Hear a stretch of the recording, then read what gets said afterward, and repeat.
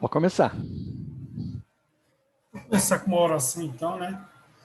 Pedindo para que Deus abençoe o nosso dia, a nossa aula, que Ele seja o Senhor, que Ele continue nos abençoando. A mensagem foi muito boa e que Deus nos agracie com o ensino da Sua palavra. Amém.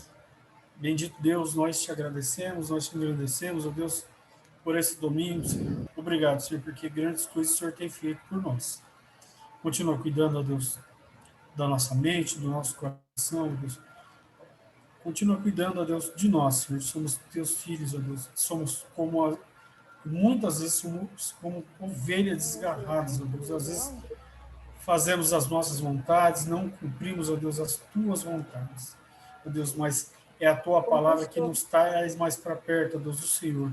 É a tua palavra, ó Deus, que nos faz se aproximar do Senhor, ó Deus. Continua cuidando de nós, continua cuidando do teu povo, ó Deus, através, por intermédio da tua palavra, ó Deus, que possamos ser santificados por ela, ó Deus. Obrigado, Senhor, porque Jesus é o autor e consumador da nossa fé e ele é o verbo vivo que desceu do céu para todos nós. No nome de Jesus. Amém e amém. Bom dia, irmãos. Quem é que está ouvindo aí? Bom dia, o Moisés está aí. Eu e o Marco estava falando um pouquinho do Moisés aí. Falei que se eu chegasse no vigor do Moisés aí, se eu chegar aos 84 anos nesse vigor, eu tô tranquilo, tô tranquilo, tô suave. E a lição de hoje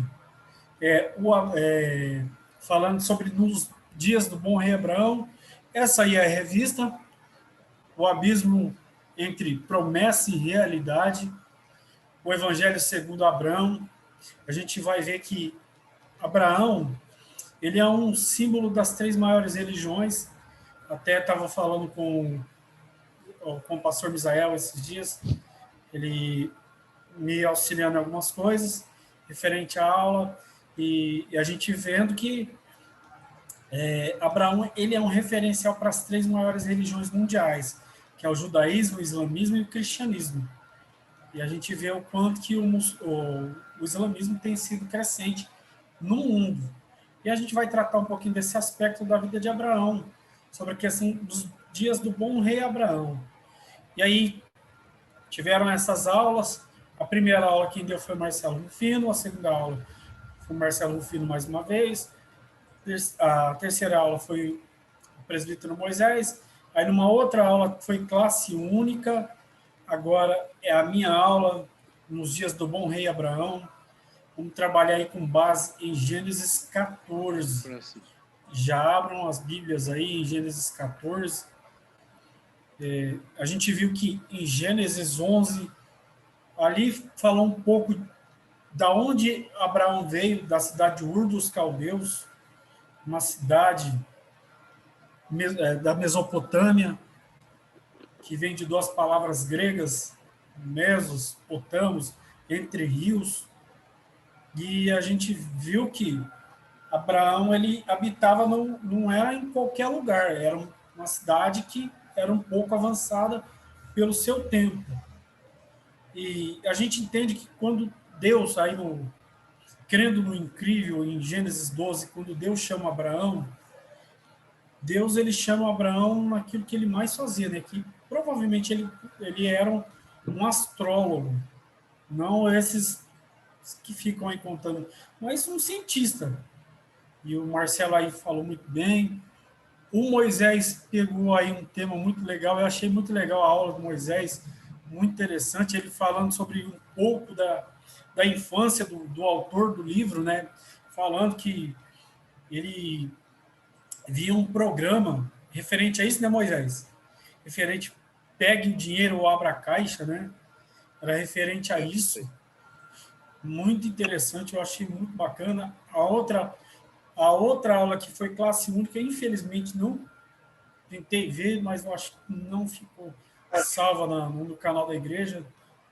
E aí hoje a gente vai trabalhar em Gênesis 14. Esse é um texto, irmãos, que eu confesso para vocês, foi um pouquinho laborioso, porque começa falando sobre guerra de 4 reis contra 5 reis. 4 reis contra 5 reis. Então a gente vai ver que é um assunto um pouco, é um assunto político, não. A gente vai entender que Deus ele está entrando na história de Abraão, Deus ele está sendo um manifesto na vida de Abraão de uma forma meio assim, ao qual a gente não está acostumado a ver. Que a gente aqui no princípio de Gênesis, a gente nunca viu isso. Mas lá na frente a gente vai ver que Deus ele intervém na vida dos seus servos através até mesmo no período dos grandes reis. Aí em Gênesis 14, vamos ler, irmãos. Gênesis 14? Isso, Gênesis 14. Vou ler aqui. Isso, Marquinhos.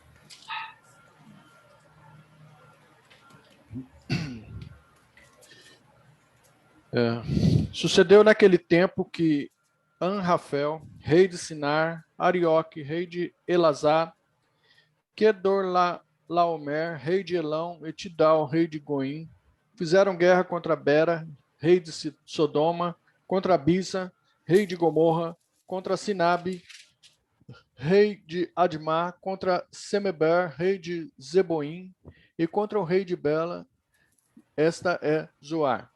Todos esses se ajuntaram no vale do Sidim, que é o mar salgado. 12 anos serviram a Kedorlaomer, porém no 13º se rebelaram. No 14º ano veio Kedorlaomer, e os reis que estavam com ele feriram aos Refaíns em Asterote Carnaim, e aos Uzins em An, e aos Emins em Savé Kiriataim, e aos Oreus e ao seu monte Seir, até El-Parã, que está junto ao deserto. De volta passaram em Mispate, que é Cádiz, e feriram toda a terra dos Amalequitas e dos amorreus que habitavam em Azazon Tamar. Então saíram os reis de Sodoma e Gomorra, de Admar, de Zeboim e de Bela, esta é Zoar, e se ordenaram e levantaram batalha contra eles no vale do Sidim. Contra Kedorlaomer, rei de Elão, contra Tidal, rei de Goim, contra Anrafel, rei de Sinar, contra Arioque, rei de Elazar, contra 4 reis, contra 5. Ora, o vale de Sidim estava cheio de poços de betume. Os reis de Sodoma e de Gomorra fugiram. Alguns caíram neles, e os restantes fugiram para um monte. Tomaram, pois, todos os bens de Sodoma e de Gomorra e todo o seu mantimento, e se foram. Aí, Marcos, até aí. Tá. Até aí. Aí, nessa primeira parte, a gente vai trabalhar essa estrutura de Gênesis 1 até o versículo 11. Até o versículo 11. E a gente vai ver que é assim, o objetivo da aula é falarmos sobre Gênesis 14, da trajetória de 3 personagens. A gente vai falar um pouquinho desses 3 personagens. O terceiro personagem ele vai aparecer a partir ali do verso 18 em diante. Ele vai ser um personagem que vai ganhar um destaque ali no verso 18, porque ele é um personagem diferenciado. Ele é um cara que não é simplesmente um ser humano comum. E a gente vai entender isso à luz da Bíblia, que ele não era simplesmente um sujeito que estava passando, estava dando uma volta por ali, e aconteceu. E tá assim, eles são Abraão, Ló e Melquisedeque. Vamos atentar para esse terceiro personagem. Esses 3 personagens são tão importantes, principalmente por suas próprias características. Abraão, essa figura de fé, até mesmo nas outras 2 maiores religiões do mundo, a qual eu havia falado, islamismo e judaísmo, e também porque a teologia do pacto praticamente começa com Abraão, a partir de Gênesis 15, quando Deus chama Abraão para fazer um pacto. Depois a figura de Ló aparecendo um sobrinho que mais parecia um filho adotivo. Vamos vendo que esse capítulo ele apresenta alguém muito cobiçoso de ótimas coisas. Não há problema em querer coisas boas. Mas se o nosso coração estiver arraigado nisso, por fim, aparece essa figura emblemática. O próprio Melquisedeque, as especulações a respeito deste personagem em si é bem enigmática, existem muitas hipóteses, mas a mais que podemos confiar é a bíblica apresentada. podemos ter várias especulações, porventura.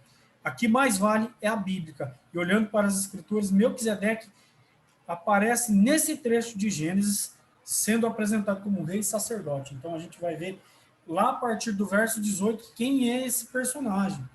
E o autor do livro, ele coloca essa parte da música da Whitney Houston. Aí a Whitney Houston, para alguns que não sabem, ela foi uma cristã da Igreja Batista, teve a sua crise existencial aí, acabou se afundando no meio das drogas mesmo, acabou morrendo de overdose, e o autor colocou esse trecho, e o finalzinho, eu não concordei muito. Não sei se vocês concordaram, mas eu não concordei muito. Conceda-me um momento no tempo quando serei mais do que imaginei que conseguiria, quando todos os meus sonhos estarão muito próximos das minhas batidas, ou seja, das batidas do coração. Quando eu fui pesquisar no site Terra, essa parte do verso da música, aparece isso, as batidas do coração, e as respostas dependerão todas de mim. A gente sabe que o próprio texto de Provérbios vai dizer que a resposta certa vem do Senhor. A gente pode fazer vários planos, mas nenhuma das nossas respostas podem corresponder às nossas expectativas. Quem é que corresponde às nossas expectativas? Essa resposta é fácil. É o próprio Deus que responde por nós. É o próprio Deus que dá essa resposta por nós. E aí, vamos trabalhar em cima desse tema. Nos dias do bom rei Abraão, Calvino, ele diz uma coisa muito interessante. Eu lendo o comentário de Calvino a respeito de Gênesis 14. Calvino vai dizer o seguinte: em síntese, o resumo da história é um terrível quadro, tanto da avareza quanto do orgulho do homem. E a gente vai começar a discorrer esse texto e vai perceber que, de fato, esses 4 reis que se rebelaram contra 5, tudo que eles almejavam era isso mesmo, a luta por poder, mostrar quem é que podia mais, é o famoso de quem pode mais chora menos.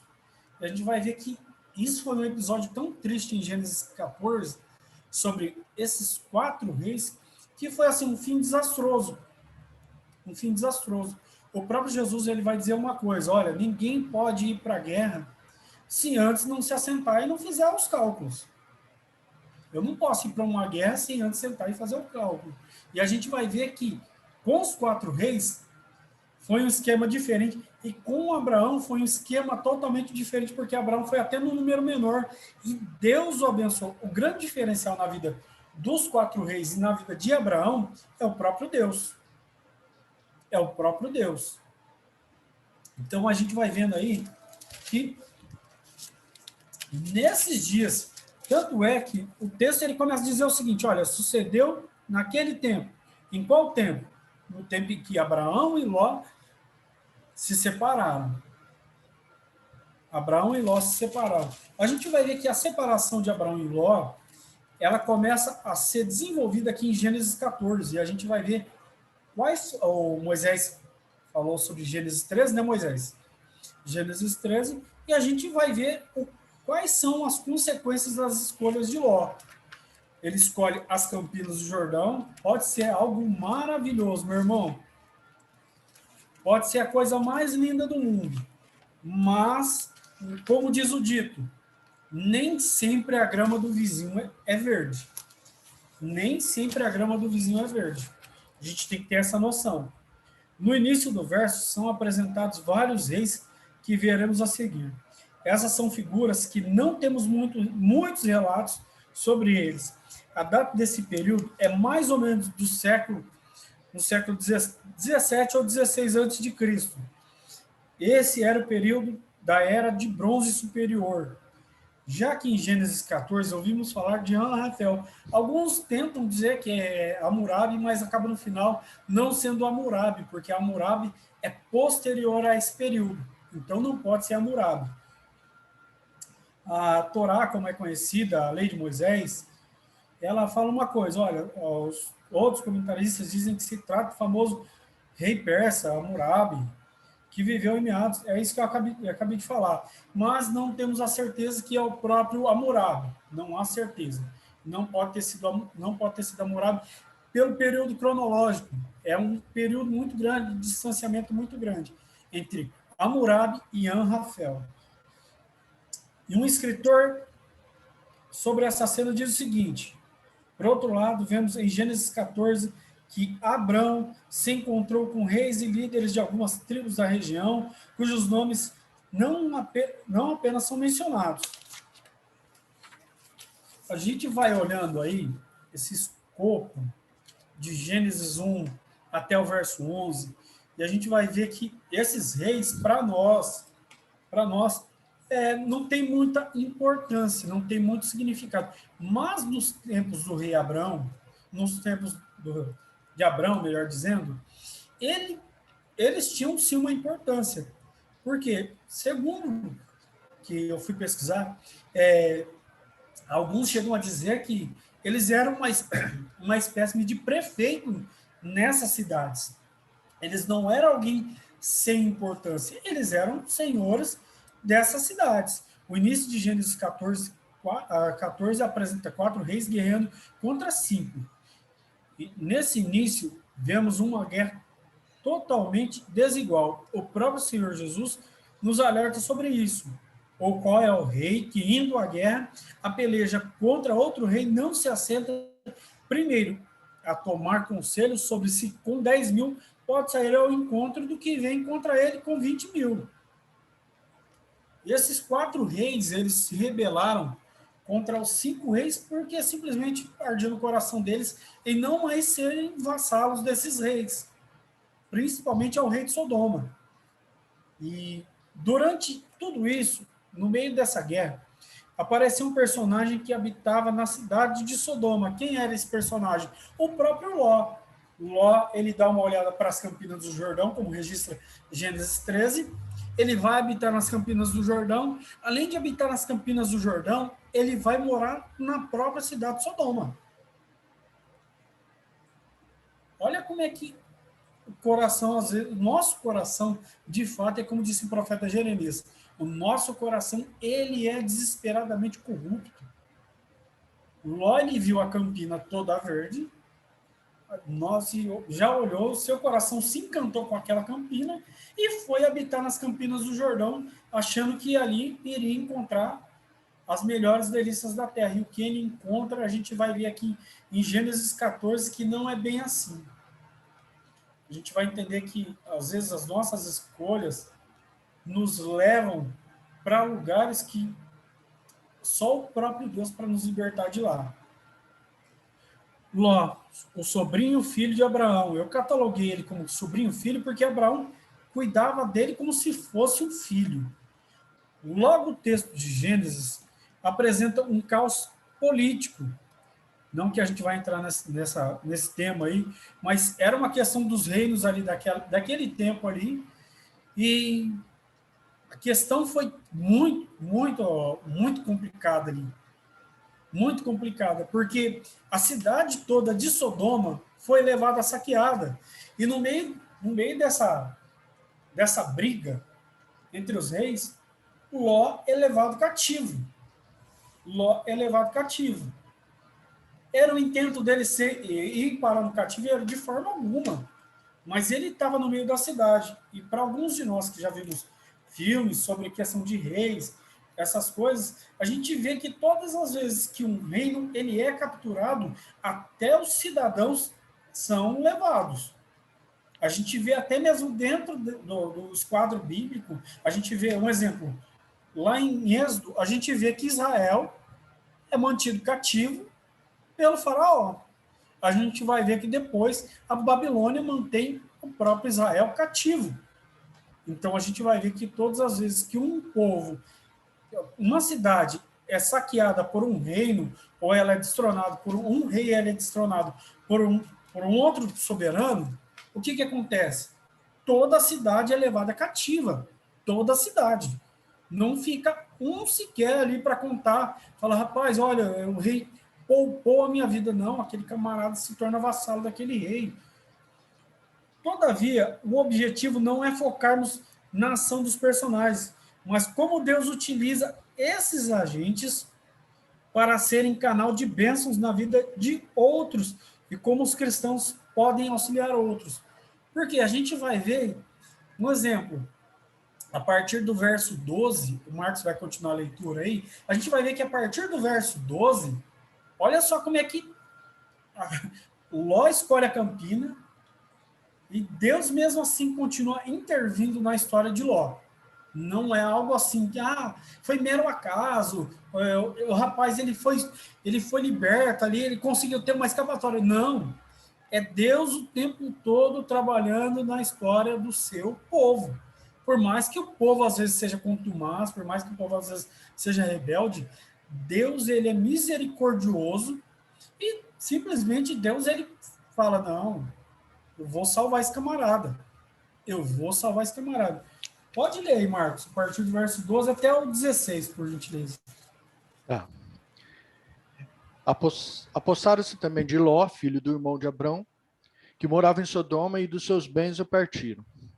Porém, veio um que escapara e contou a Abrão, o hebreu, que habitava junto dos carvalhais de Manre, o amorreu, irmão de Escol e de Aner, os quais foram aliados de Abrão. Ouvindo Abrão que seu sobrinho estava preso, fez sair 318 homens dos mais capazes nascidos em sua casa e os perseguiu até Dan. E repartidos contra ele,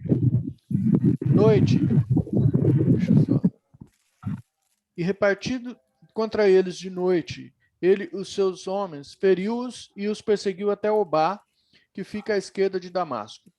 Trouxe de novo todos os bens, e também a Ló, seu sobrinho, e bens dele, e ainda as mulheres e o povo. Até o 16?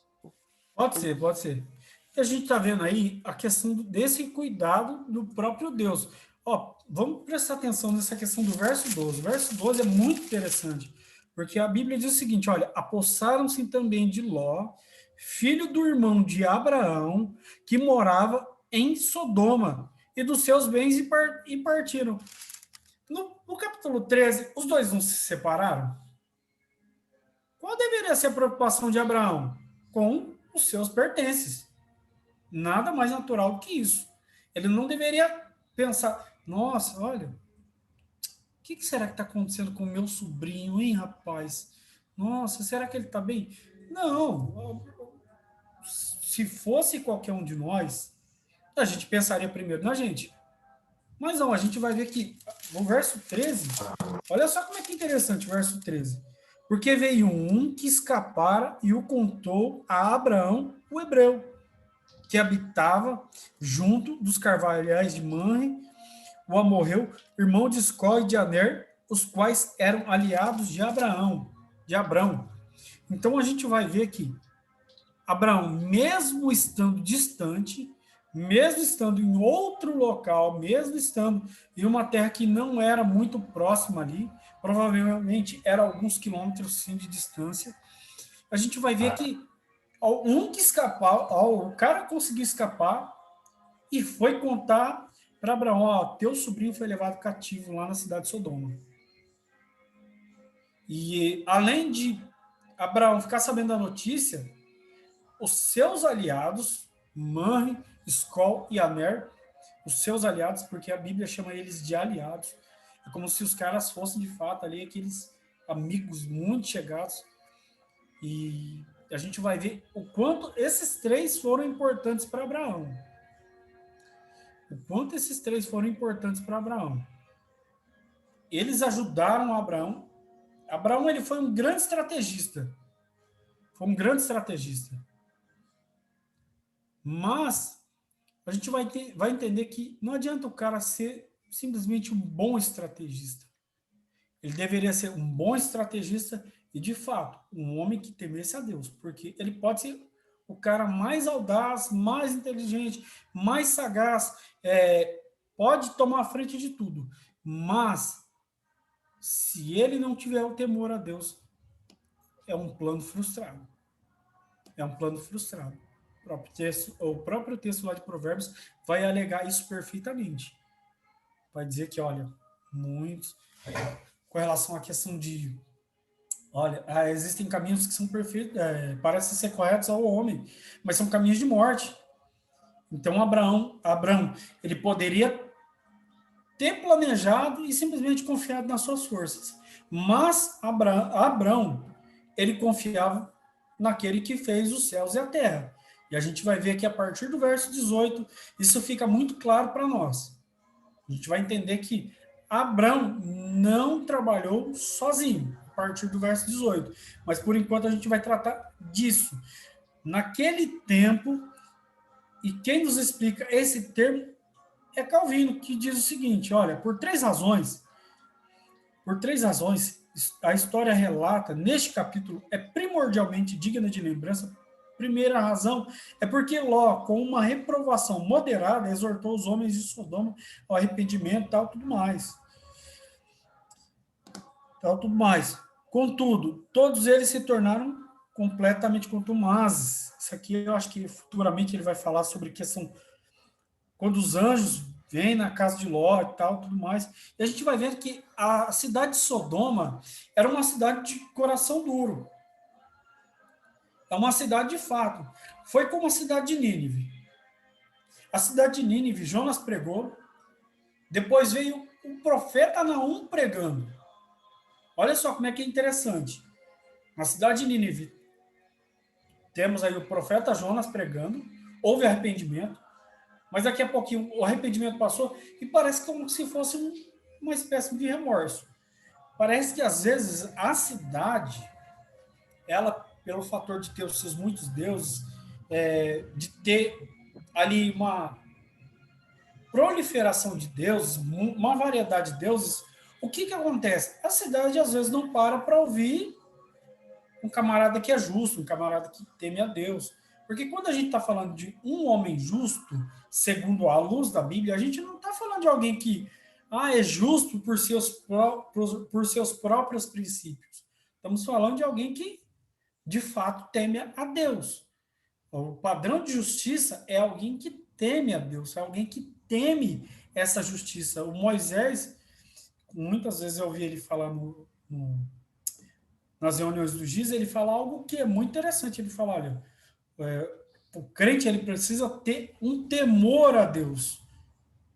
E se alguém nesse capítulo que temia a Deus, esse alguém era Abraão. Abraão, melhor dizendo. Pessoal, vocês me perdoam que eu estou falando Abraão toda hora, é um costume. Acho que a gente está tão habituado a chamar ele de Abraão que quando chega nessa parte de Gênesis, a gente esquece que é Abraão, não é Abraão ainda, é Abraão.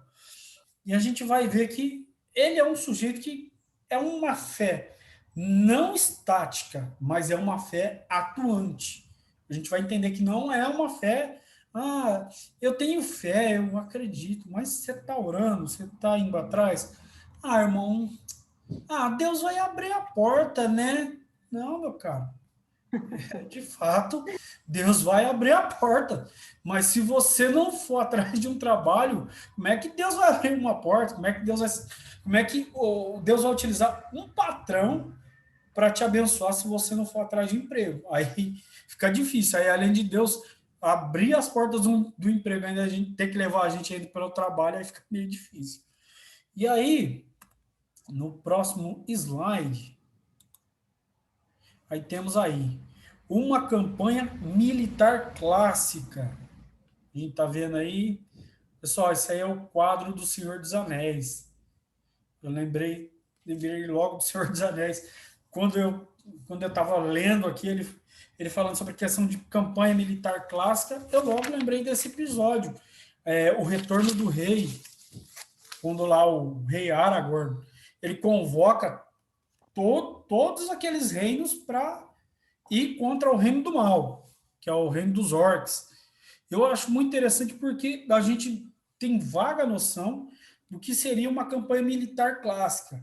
E quem é que ensina essa questão de campanha militar são os reis, e agora é Abraão, mas com 318 camaradas muito bem preparados. Muito bem preparados. Eles tinham ali preparo militar, eles tinham ali todo esse treinamento. Eu tive curso de curso de vigilância, meus irmãos, não é muito fácil não ser treinado por um cabo militar, viu? O cara era pedreira. Meu Deus, eu não sei se o Moisés passou pelo exército, não sei. Não sei se algum dos irmãos já passou por isso. Meu Deus, era um treinamento que eu falei, rapaz, se eu não sair daqui bom nesse negócio aqui, eu vou largar a mão disso. E é um negócio muito sério, um negócio. E a gente vai vendo aqui no texto de Gênesis 14, verso 14, o próprio verso 14, está escrito assim, ó, ouvindo Abrão que seu sobrinho estava preso, fez sair 318 homens dos mais capazes nascidos em sua casa e os perseguiu até Dan. São caras que estavam ali preparados, dispostos. Não, Abraão, ó, nós vamos contigo. E eu lembrei também do episódio da Batalha das Termópilas, retratado no filme Os 300, mas na realidade tem um nome de A Batalha das Termópilas. O grande diferencial lá é que o rei Leônidas morre. E aqui Abraão obtém a vitória. Ele obtém tanta vitória que no finalzinho do verso 14 diz o seguinte, olha, e ele os perseguiu até Dan. Então quer dizer que Deus, como Senhor dos exércitos, capacitou esses camaradas a ajudarem Abrão a ser também além de ser um estrategista militar, ele mostrou que ele era o capitão. Ele era o capitão. Agora imagina, Abrão, sendo aí um homem estrategista, um capitão militar.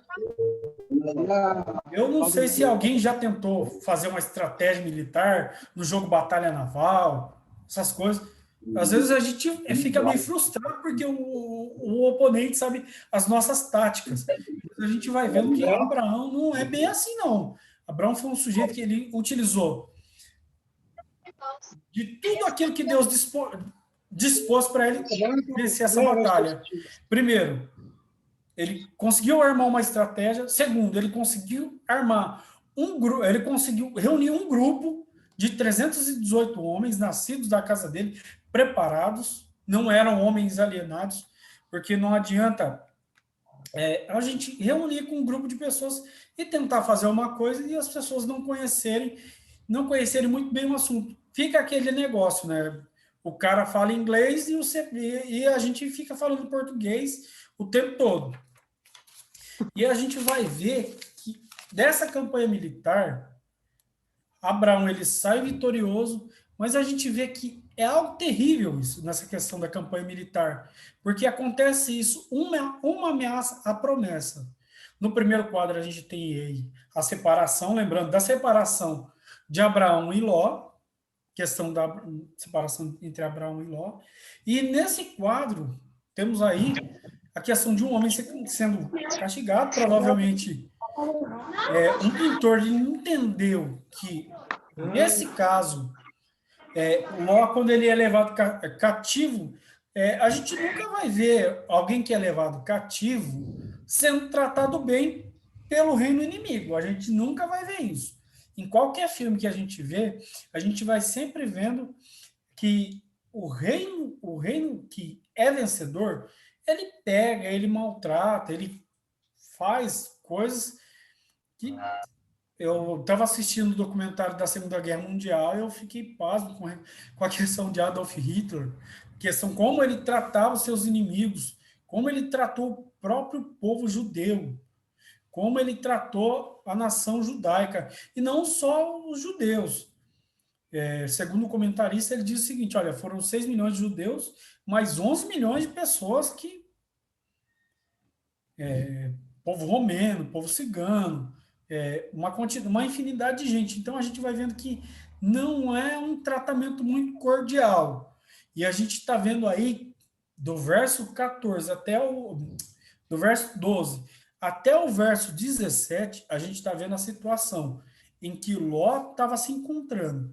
Nesse segundo quadro, ilustra bem a realidade. Alguém que foi levado cativo, alguém que estava sendo, de fato, judiado. Aí o editor ele diz o seguinte, o autor do livro. Também há outra dimensão para o sequestro de Ló. Isso não foi algo que simplesmente aconteceu a uma pessoa justa que estava levando um estilo de vida um pouco acomodado. Em vez disso, foi uma ameaça, a promessa de descendentes e terra que Deus tinha feito a Abrão. Olha como é que o negócio estava sério. O povo que levou Ló cativo não estava mexendo simplesmente com um ser humano comum, alguém comum. A gente vai entender que às vezes, o que isso tem a ver um pouco com a igreja. A gente vai ver com relação à questão das perseguições, a questão do que acontece em países perseguidos.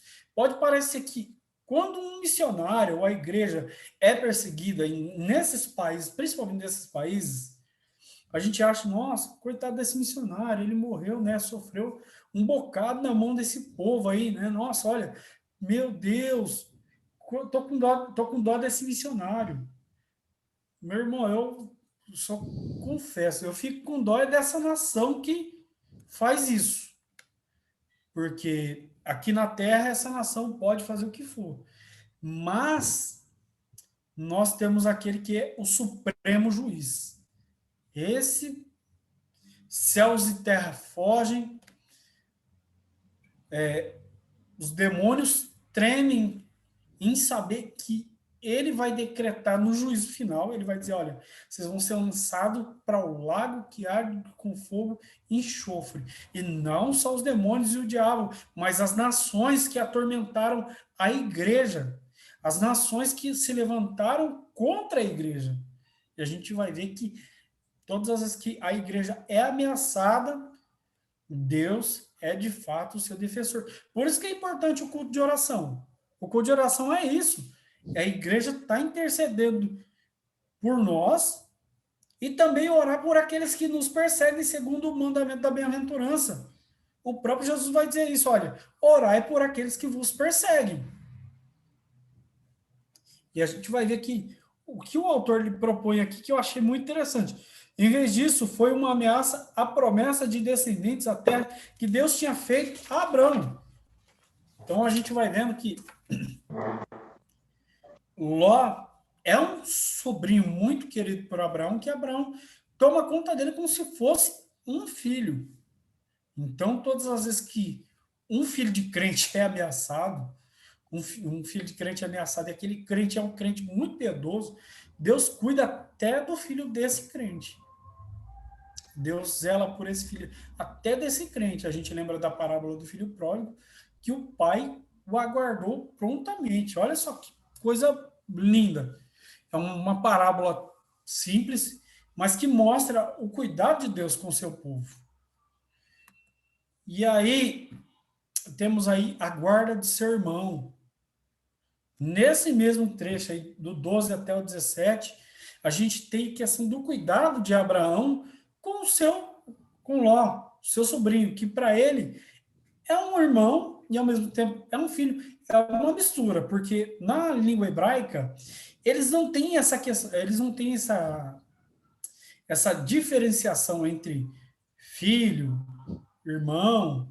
Eles têm a palavra ben ou beni, né, que é filho, e tem uma outra palavra em hebraico que significa irmão, amigo. Então a gente vê que Abraão, ele ouve falar que Ló está sendo mantido em cativeiro. Esse camarada que escapa não é algo por coincidência ou por acaso, não existe isso.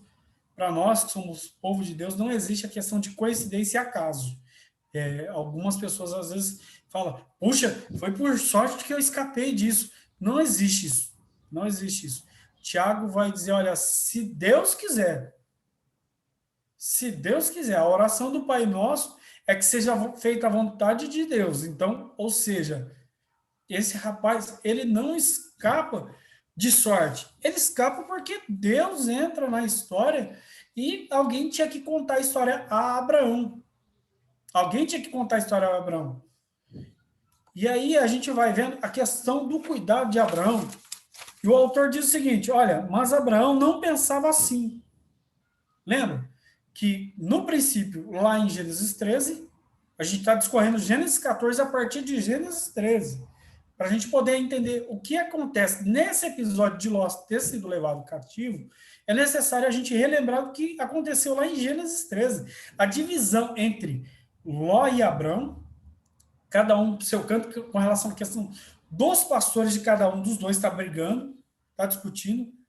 E a gente vê aqui nessa questão da guarda do irmão de Abrão, é uma coisa muito interessante, porque às vezes a gente fica meio alienado de família, e eu não sei quanto a vocês, mas durante um bom tempo antes de casar, eu fui um pouco assim. Eu não me importava muito com relação à família, e depois que eu casei, minha esposa me trouxe um pouco essa consciência. Minha esposa, ela começou a me chamar atenção. Ela falou, olha, você não pode agir assim, dessa forma. Você tem que começar a pensar que eles são os teus irmãos. E de vez em quando a gente vai ver os irmãos, eu falo, meu Deus, é complicado. Família é um troço complicado. Família é uma coisa, é uma bênção de Deus, mas é complicado. E a gente vai vendo que o quanto Abraão cuida desse sobrinho que mais parece um filho. Mas Abraão não pensava assim. Ló não merecia ser resgatado. Ele tinha se metido nessa confusão.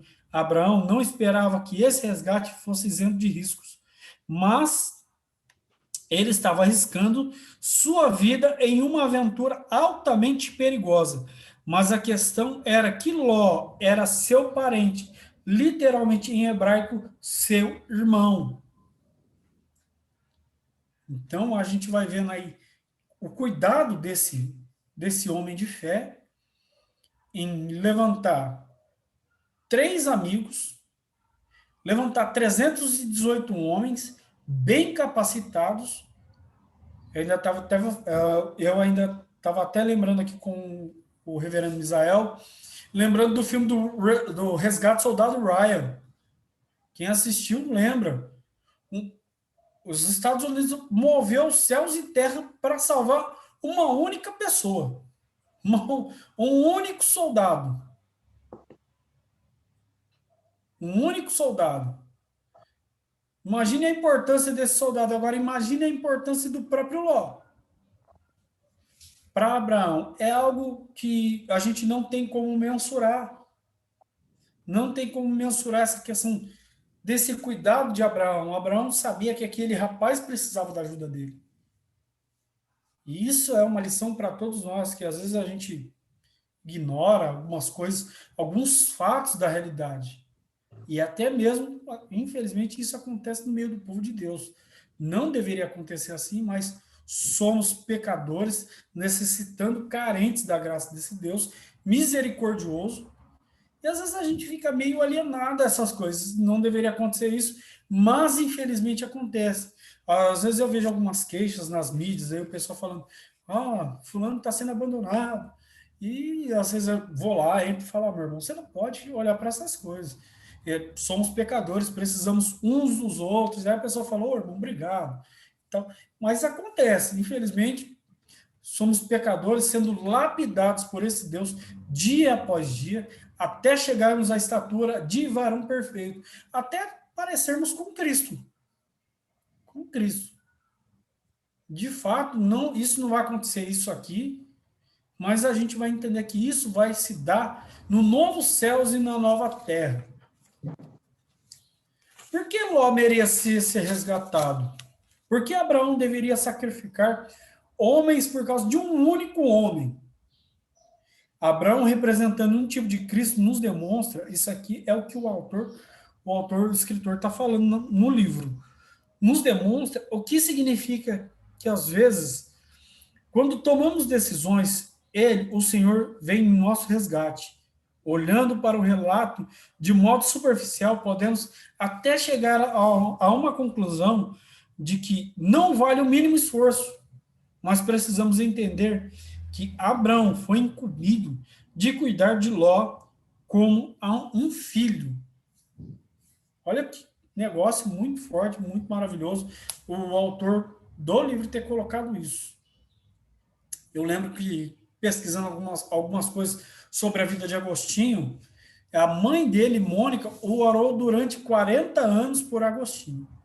Pensa numa mãe que orou pela conversão do seu filho. Às vezes tem gente que fala, eu vou jogar toalha. Vou jogar toalha. Meu irmão, enquanto ainda tem fôlego, tem chance. Nós não sabemos o dia, nós não sabemos a hora que aquela pessoa há de ser conversa, mas Deus o sabe. Eclesiastes 3 é um detalhe rico nas nossas vidas. Há um tempo determinado para todas as coisas debaixo do céu. Há um tempo que Deus, o próprio Deus estabeleceu. E a gente também, às vezes, é meio Sara, né? A gente é meio Sara, a gente às vezes gosta de acelerar o processo das coisas e a gente às vezes acaba meio que atropelando. Mas Deus, ele é misericordioso. Olha, Deus nos mostrando através da vida de Abraão o quanto às vezes temos que olhar para esse aspecto sobre a questão de guardar os nossos irmãos, os da nossa família, os da igreja, e até mesmo aquela pessoa que às vezes a gente não se dá bem no trabalho. É difícil, mas orando sempre. E aí temos nesse segundo conflito, a gente vai partir agora de Gênesis 18 até em diante, e a gente vai ver esse personagem. Esse personagem é um personagem muito importante a partir desse trecho do verso 18 até o finalzinho. Pode ler aí, Marcos. A partir do 17 até o 24? Não, pode ler a partir do 18 mesmo, tá? 18? 18, isso. Melquisedeque, rei de Salém, trouxe pão e vinho. Era sacerdote do Deus Altíssimo. Abençoou ele a Abrão e disse: Bendito seja Abrão, pelo Deus Altíssimo que possui os céus e a terra. E bendito seja o Deus Altíssimo que entregou os teus adversários nas tuas mãos. E tudo lhe deu Abrão o dízimo. Então disse o rei de Sodoma a Abrão: Dá-me as pessoas, e os bens ficarão contigo.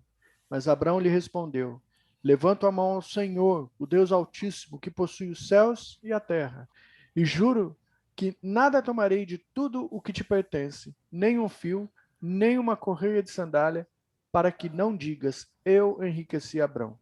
Nada quero para mim, senão o que os rapazes comeram e a parte que toca aos homens, Aner, Escol e Manre, que foram comigo, esses que tomem o seu quinhão. A gente está vendo aí, nesse segundo conflito, esse personagem que para alguns é emblemático e para a igreja a gente entende que esse ser humano, ele é uma figura do próprio Cristo. Primeiro que o seu nome dá essa identificação. Ele é um rei de justiça, o seu nome diz isso. Malque significa rei, de Meleque, que significa rei.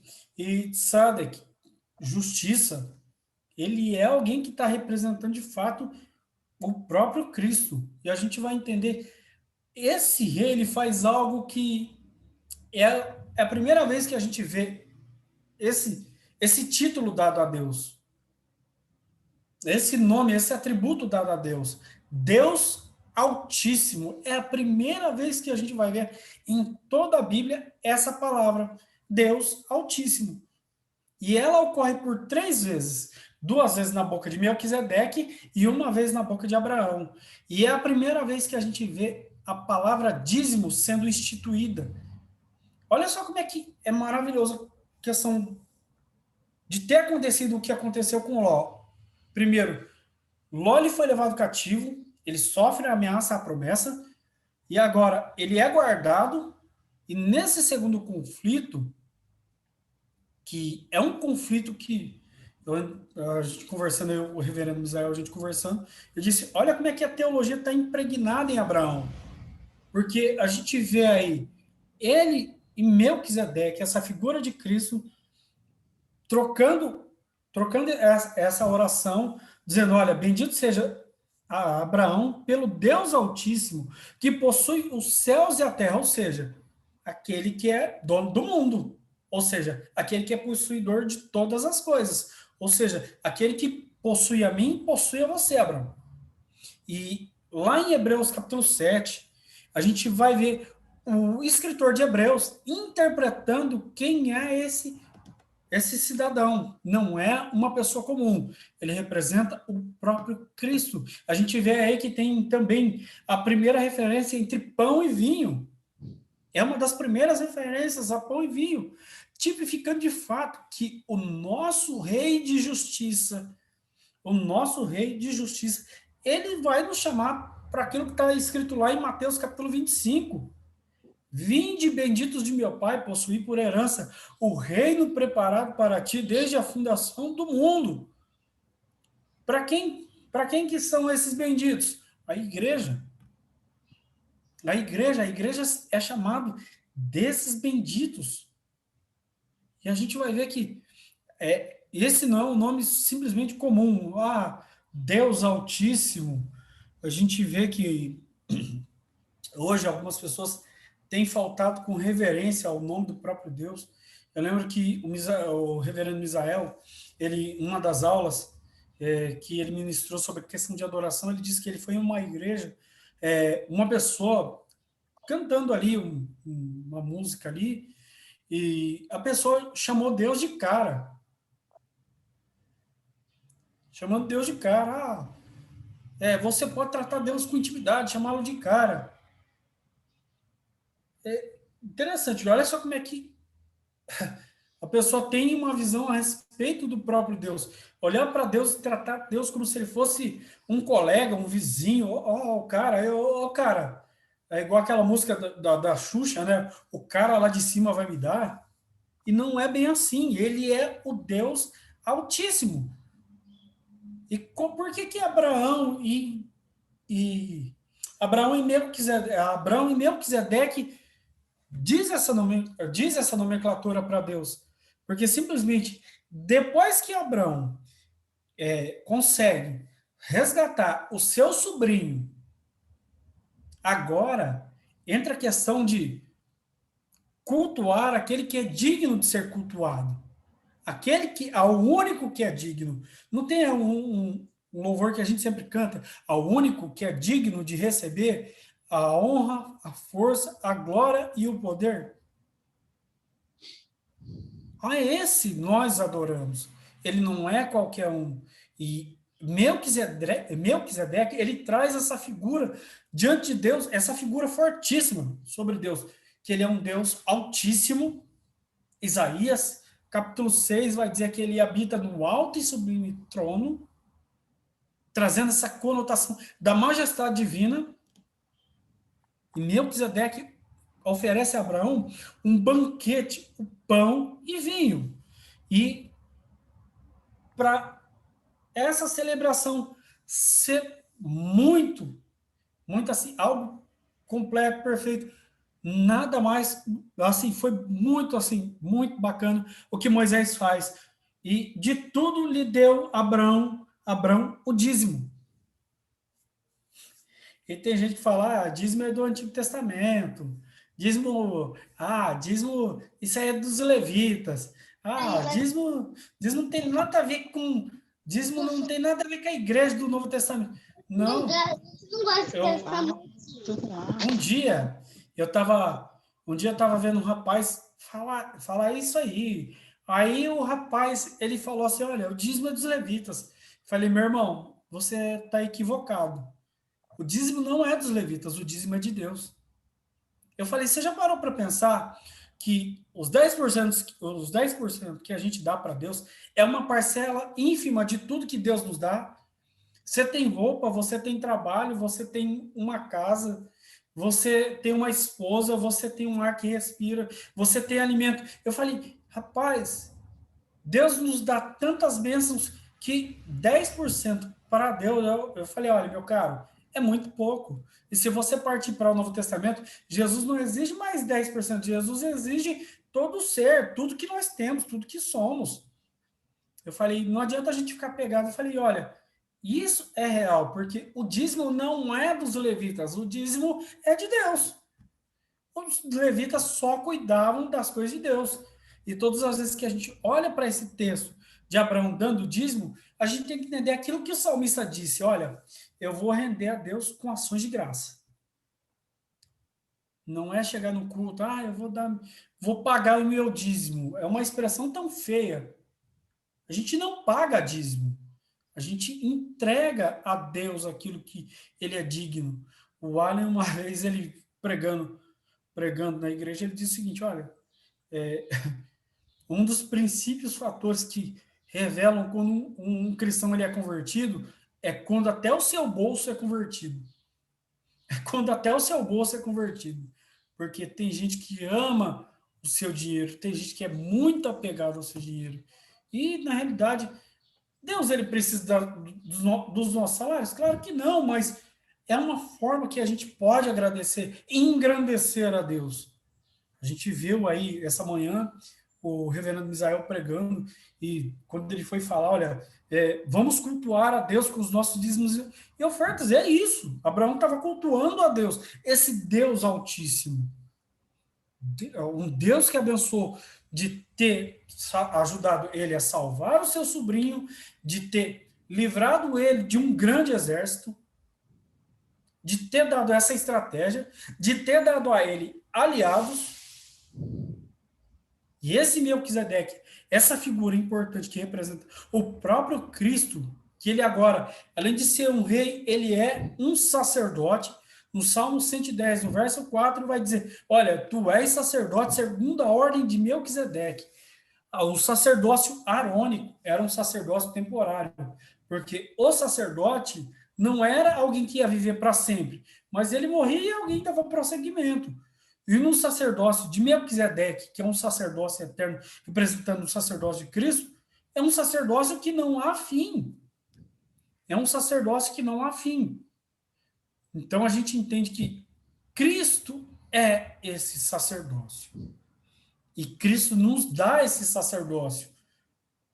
Porque lá em 1 Pedro, capítulo 2, versículo 9, ele vai dizer, olha, vocês são geração eleita, sacerdócio real. Nós somos geração eleita e sacerdotes e reis. Somos reis e sacerdotes. Isso que é uma das grandes promessas que temos para a igreja. E aí, a gente vê essa questão da promessa e realidade, como eu já havia falado. A gente vê a promessa e realidade. O autor ele frisa isso muito bem, eu acho muito interessante isso, porque a promessa e realidade, a gente olha para Melquisedeque, uma promessa, alguém que era simplesmente como se fosse, vamos colocar assim, uma fumaça representando aquele que haveria de vir, aquele que é o nosso sumo sacerdote. Tanto é que hoje nós adentramos a presença de Deus, segundo o autor de Hebreus, mediante ao trono de graça, desse rei que é um rei de graça. Romanos ele vai dizer que o reino de Deus não é comida e nem bebida, mas justiça, paz e alegria. No quê? No espírito. Então, hoje nós podemos nos alegrar nesse rei, que ele é um rei de graça, que ele nos concede esse espírito, que é um espírito que nos traz paz, alegria e justiça. Olha só como é que interessante, porque é um rei que dá o espírito, e esse espírito ele nos dá alegria, paz e justiça. Olha só, o último elemento que o Espírito nos dá, justiça. E o rei de Salém é conhecido como o rei de justiça. E ele é só uma sombra, uma figura daquele que iria vir. E quando ele vem, ele morre na cruz do Calvário, e ele nos garante esse direito de sermos chamados hoje de reinos e sacerdotes. Paulo vai muito bem lembrar, lá em Colossenses, ele vai dizer que hoje nós reinamos com Cristo nas regiões celestiais. Hoje nós já reinamos. Quem garantiu isso? O próprio Cristo. Através de quem? Através do Espírito Santo. O Espírito Santo é o penhor. Ele é essa garantia. E aí, o autor, em um dos trechos, praticamente no último parágrafo, ele vai dizer o seguinte, na página 41, ele fala o seguinte, olha, na cruz, Jesus morreu, de uma vez por todas, o justo no lugar dos injustos, o perfeito Filho de Deus em lugar de criaturas pecadoras. no lugar de criaturas pecadoras. A gente tem que entender que Melquisedeque, por mais que ele representasse essa figura, essa pessoa, por mais que Melquisedeque ele fosse o tipo do antítipo, aí a gente tem a realidade do que aconteceu na cruz do Calvário. Porque Paulo, quando ele vai falar da epístola aos Romanos, ele vai dizer que Deus tinha que castigar alguém. Lá na epístola aos Romanos, o salário do pecado é a morte, mas o dom gratuito de Deus é a vida eterna. A gente tem que entender isso aí. E quando nós recebemos a justiça de Deus, aqueles pecados que nós tínhamos recaiu todos sobre ele, sobre o próprio Cristo. Para que hoje sejamos chamados reis e sacerdotes, para que hoje a igreja possa ser chamada de bem-aventurados, aqueles que têm fome e sede de justiça, alguém teve que pagar essa justiça. E alguém que não era injusto. É o que o autor da revista, do livro ele vai dizer, olha, na cruz Jesus morreu de uma vez por todas o justo no lugar dos injustos. Ele teve que pagar essa justiça. Ele teve que ser castigado no nosso lugar. O próprio livro de Isaías vai dizer isso, capítulo 53. O castigo que nos traz a paz estava sobre ele, e pelas suas pisaduras fomos sarados. Através daquilo que recaiu sobre Cristo, foi algo tão impactante que Salmo de número 22 vai dizer: Deus meu, por que me desamparaste? A gente não tem ideia do que o que recaiu, a ira de Deus recaindo sobre Cristo. A gente não tem ideia do que seria isso. Jamais vamos conseguir ter ideia do que é isso. Porque a ira de Deus se volta contra ele. E nessa conclusão, meus irmãos, a gente viu que as escolhas de Ló, e ainda começam a repercutir também no verso 14, no capítulo 14, melhor dizendo. No capítulo 14. Começa a tomar forma ali no capítulo 14, e a gente vê que Abraão, um homem de fé que de fato ele vislumbra as promessas de Deus, que Deus disse para ele, olha, a sua descendência será como as estrelas dos céus e a areia está na praia. E esse Abraão, ele não é alguém que tem uma fé estática, alguém que é parado no tempo, alguém que olha, nossa, não tem como fazer nada. Muito pelo contrário. É alguém que foi um estrategista, alguém que teve aliados, alguém que foi e salvou alguém que para ele era importante. Uma das grandes lições que Abraão usa é que às vezes a gente vê alguém passando uma grande dificuldade. Vamos lembrar da parábola do bom samaritano. Temos que lembrar que às vezes a gente tem que ajudar até aqueles que a gente acha e fala, esse camarada não merece ajuda não.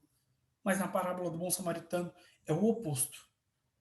É o samaritano ajudando aquele que praticamente é um judeu. É um judeu. Então a gente tem que trazer na ideia o seguinte, esse ensinamento que Jesus veio e nos resgatou do império das trevas. A gente vê que foram muitos reinos que lutaram contra Abraão. E a gente tem vivido cercado por vários reinos. Os reinos do relativismo, o reino da pornografia, o reino da desinformação. São vários reinos. Tudo isso que acontece no mundo é por simplesmente a igreja existir. Por simplesmente a igreja existir. Tem os falsos adoradores e tem os verdadeiros adoradores. Os verdadeiros adoradores têm o seu Melquisedeque original, o nosso rei de justiça.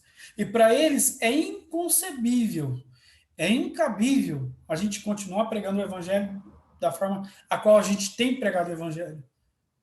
Como eu vou entender que Deus vai nos abençoar através disso? É através da igreja, através de cada ação que a igreja faz, seja através da oração, ou seja através da conversa com um amigo.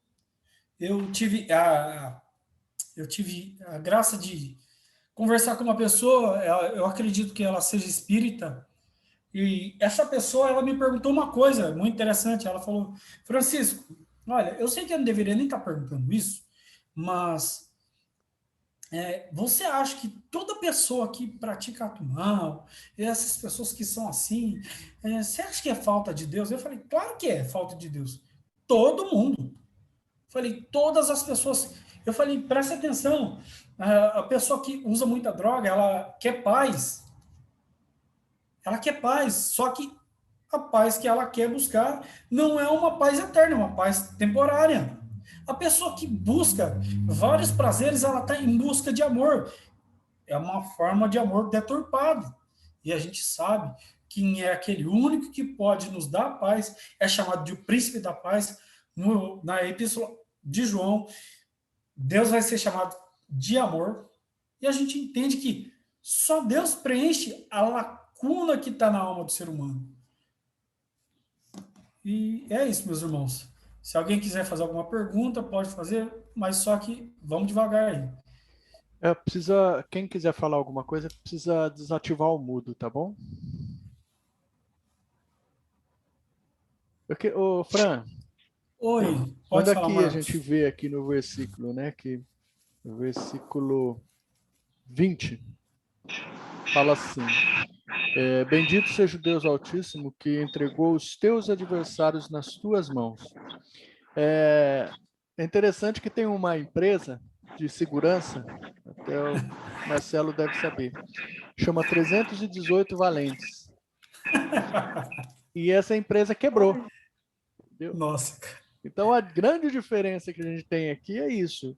Porque quando Melquisedeque fala, bendito seja Deus que entregou os seus adversários, né? Então, Abrão e os 318 valentes foram na confiança de que Deus estaria com eles, né? Isso é muito importante, que a gente saiba disso, que nós não temos força nenhuma e que para vencermos todas essas batalhas que a gente tem na vida, a gente precisa que Deus possa estar nos ajudando, nos capacitando para isso. Principalmente. Por isso que a Bíblia declara que Ele é o Senhor dos exércitos. É, Ele é o Deus que vence as batalhas. Ele é o Senhor que está à frente da guerra. é. Olha o Thiago está aí, rapaz. Quer falar alguma coisa, Thiago? Não, tô aprendendo agora com vocês aqui. Não, mas muito bom. Isso é verdade mesmo. O irmão vocês falando de batalha, de Deus estar à frente. Essa semana passada eu estava passando uma batalha assim feroz, né? Porque essa questão da pandemia, desemprego, tudo e tal. E eu entregando o currículo online, mas ao mesmo tempo confiando em Deus, né? Que o nosso Deus é o Deus da provisão. O nosso Deus vai à frente da batalha. Eu falei assim: Senhor, eu entrego nas tuas mãos. O Senhor sabe daquilo que eu preciso e necessito. Que o Senhor peleja contra a favor da minha vida, né? Da minha família. E para a glória e honra de Deus, no final tudo deu certo, né? Estou trabalhando, graças a Deus. Minha esposa também, então eu só glorifico a Deus. Isso daí que você falou é uma verdade mesmo. A gente, como igreja, acho que a igreja tem desfalcado muito a questão na confiança em Deus, né? Muitas pessoas professam que Deus é o Deus dos exércitos, nosso Deus é o Deus que toma a frente da batalha, mas muitas das vezes as pessoas querem ir à frente de Deus, não quer deixar Deus ir na frente. E por isso que às vezes acabam machucados, enfim, com muitos problemas. Não, só basta confiar em Deus, que realmente Ele vai prover mesmo. Ele é o nosso sacerdote, Ele que espia por nós, Ele quem nos ajuda, Ele que nos fortalece, Ele faz tudo por nós. Só basta a gente confiar e acreditar. Isso é verdade mesmo. O Marcelo está aí. O Marcelo quer falar alguma coisa, Marcelo? Sem som, Marcelo. Dois pontos que me chamaram a atenção na lição. Isso. O primeiro é a questão de como que Jesus já estava antecipado na Isso, Bíblia, né? rapaz, maravilhoso. A gente já vê, começa lá em Gênesis, né? Gênesis 3,15, e depois na história de Abraão, várias vezes se faz referência a Jesus, e nessa lição, através aí do sacerdócio de Melquisedeque, né? E Paulo, lá na frente, ou o escritor da carta aos Hebreus, vai recuperar essa imagem, que às vezes passa até desatento, né? Se você fizer uma leitura muito rápida da Bíblia, se a gente não tiver oportunidade, que nem está tendo agora, de estudar com calma a vida de Abraão, porque às vezes você vai fazendo a leitura da vida dele, né? E vai lendo, vai passando, e se não parar e não pegar os trechos destacadamente, esmiuçar o que tem ali, a gente acaba não percebendo e deixa passar essas coisas, né? Que o autor da lição, até por ser especialista em Velho Testamento, né? Destacou muito bem. O segundo ponto talvez chamou atenção para mim, porque é uma questão que eu venho pensando sobre ela há muito tempo, né? A questão de ajudar o próximo, ou ajudar aos necessitados. A gente sempre fica nessa discussão de quem é o próximo, quem não é, mas até por conta do momento que nós estamos vivendo, aí, de todas as dificuldades, e a questão não é só a doença em si, né? Mas é a repercussão dela na vida econômica do país. E a gente tem visto aqui que o nosso país já foi muito afetado, está sendo muito afetado, e eu acho que vai ser muito afetado ainda mais para frente, né? Essa repercussão financeira, econômica da crise, aí, com a perda do emprego, as empresas fechando, um monte de gente passando em dificuldade.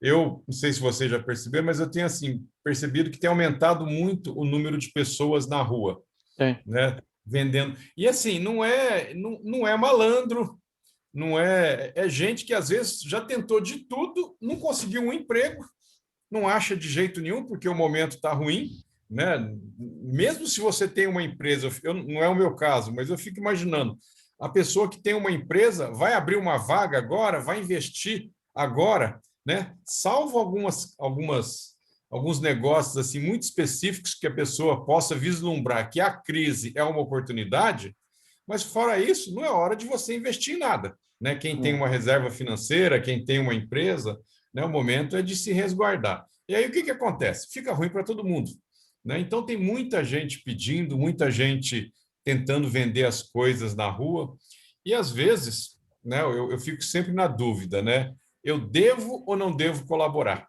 né? E a lição fala disso aí, né? Me chamou essa atenção, que Abraão foi lá e ajudou Ló, mesmo ele não merecendo, mesmo ele tendo feito a opção errada lá atrás, né? De escolher talvez aquela grama mais verde, mas sem olhar a vizinhança, né? Sem olhar com quem que ele iria continuar, passar a viver, né? E, na verdade, se a gente for fazer um julgamento humano, aparentemente Ló, ele abandonou, né? Ele abandonou Abraão, porque ele teve toda uma história de vida com Abraão, né? Se a gente fosse pensar bem um comportamento correto, seria ele continuar com Abraão, né? Porque provavelmente ele sabia das promessas de Abraão. Abraão deve ter comentado com ele que estava em busca de alguma coisa que ele ainda não sabia, mas ele estava vivendo ali com Abraão há bastante tempo, né? E de repente tomou a opção errada, né? Então a gente olhando assim do ponto de vista humano, podia falar muito bem, né? Ele que escolheu, ele que se vire agora, né? Foi a opção dele, né? Ele escolheu viver com aquele povo, quis abandonar a mim, o meu cuidado, a minha companhia, e no entanto, né? Abraão vai lá, talvez até fico pensando se não estava focado na promessa de Deus, porque talvez ele entendesse que a parentela dele também fizesse parte da promessa, né? Porque Deus falou dos descendentes dele e de alguma forma Abraão devia estar pensando em Ló como descendente. Mas aí ele vai lá e ajuda até quem não merece, né? E muitas vezes nos semáforos da vida aí a gente fica fazendo esse julgamento também, né? Toda vez que essa semana mesmo eu parei algumas vezes no semáforo e já tinha lido a lição, né? E esse ponto já tinha me chamado a atenção lá atrás, né? Então foi um horror essa semana. Todo semáforo que eu parei, veio alguém, e toda hora eu fiquei lembrando disso, né? Quem sou eu para julgar essas pessoas, né? Assim, eu acho que também não dá para ajudar todo mundo, né? A gente não consegue. Tem o caso também das pessoas que pedem semáforo, que isso pode se tornar um incentivo também. Tem muita gente ali que não merece, mas aí é que está, né? A que ponto, né? Qual o julgamento que ele tem que fazer, né? É uma situação muito complicada, né? Da gente Ficou Fernando? ajudar todos. Oi. Hã? Alguém? Acho que a Vailde está falando. Então, e aí eu sempre, essa semana inteira eu passei nessa dúvida aí, né? Lembrando dessa passagem aí, né? Quem sou eu para julgar se essa pessoa merece ou não, precisa ou não, se está com golpe, se está com malandragem, se vai usar aquele dinheiro para comprar bebida, para comprar droga, se vai levar mesmo para a família. E essas coisas fazem a gente pensar, né? Eu acho que é por aí que Deus vai trabalhando o coração da gente, né? Eu não cheguei a nenhuma conclusão, a coisa vai continuar me incomodando, já vinha me incomodando há bastante tempo, porque não é de hoje que a gente tem enfrentado essa situação, mas essa semana eu pensei muito nessa passagem da lição aí, né, de ajudar mesmo sem ter que julgar se a pessoa precisa ou não, né, merece ou não a nossa ajuda. Isso me chamou bastante atenção. Vou parar por aqui. Quer falar alguma coisa, Moisés? Ele disse que não. Então é isso, irmãos. A gente viu aí, nesse capítulo de Gênesis 14, foi um pouco que o Marcelo falou, um pouco que o Marcos falou, questão desse cuidado, até mesmo que o Marcelo até frisou um ponto, eu acho que como ele leu a lição, é um ponto que o autor mesmo fala, que é uma das perguntas que ele faz, mas por que Ló merecia ser resgatado? Qual é o mérito de Ló ser resgatado? Nenhum, nenhum. E a gente tem que lembrar da salvação. A salvação é isso. Qual é o mérito que a gente merecia ser salvo? O que nós fizemos para ser salvos? Muito pelo contrário. A Bíblia vai dizer que nós éramos inimigos de Deus. E que hoje nós somos salvos por graça, mediante a fé. Isso é um dom dado pelo próprio Deus. Olha só como é que Deus ele é misericordioso com a nossa vida. Ele chega ao ponto de nos amar, mesmo ainda sendo seus inimigos, nos transforma, derrama o sangue do seu filho sobre nós, nos dá o seu espírito e ele nos dá a sua herança. Nós merecemos? De forma alguma. Mas ele, como um pai misericordioso, como um Deus misericordioso, ele nos ama a tal ponto de entregar o seu próprio filho. Vamos orar, meus irmãos? Marquinhos, ora por nós aí. Querido Deus, nós te louvamos, ó Pai, nós te agradecemos por tão preciosa palavra que veio de encontro ao nosso coração, aquilo que a gente precisava ouvir, ó Pai. Nós te agradecemos pela obra preciosa do nosso Senhor Jesus, que foi revelado lá no início, desde o início de tudo, ó Pai. O Senhor já providenciou a nossa salvação através de Cristo.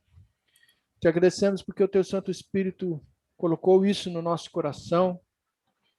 O Teu Santo Espírito nos iluminou, ó Pai, e tem trabalhado em nossas vidas constantemente, a fim de que a gente continue perseverando na fé, apesar de todas as circunstâncias que a gente vive, ó Pai. Te agradecemos, ó Deus, pela vida do Francisco, que trouxe esta mensagem tão preciosa para cada um de nós, que nós possamos realmente assimilar tudo isso e colocar em prática. E também, ó Deus, fazer uma análise da nossa vida, assim como o Marcelo compartilhou aqui com a gente, que a gente possa realmente refletir sobre tudo o que tem acontecido ao nosso redor e pegar o exemplo de Abrão, que agiu em amor pelo seu parente, seu irmão, como a gente acabou de ver, mesmo ele não merecendo. Que a gente possa, Deus, porque nós mesmos não merecemos nada do Senhor, mas o Senhor graciosamente tem agido na nossa vida e tem nos abençoado mesmo a gente não merecendo. Continue conosco, ó Deus, nesse dia. Continue nos abençoando, nos guardando e nos livrando de todo mal. Nós oramos muito agradecidos no nome de Jesus. Amém, Senhor. Amém. Amém. Domingo a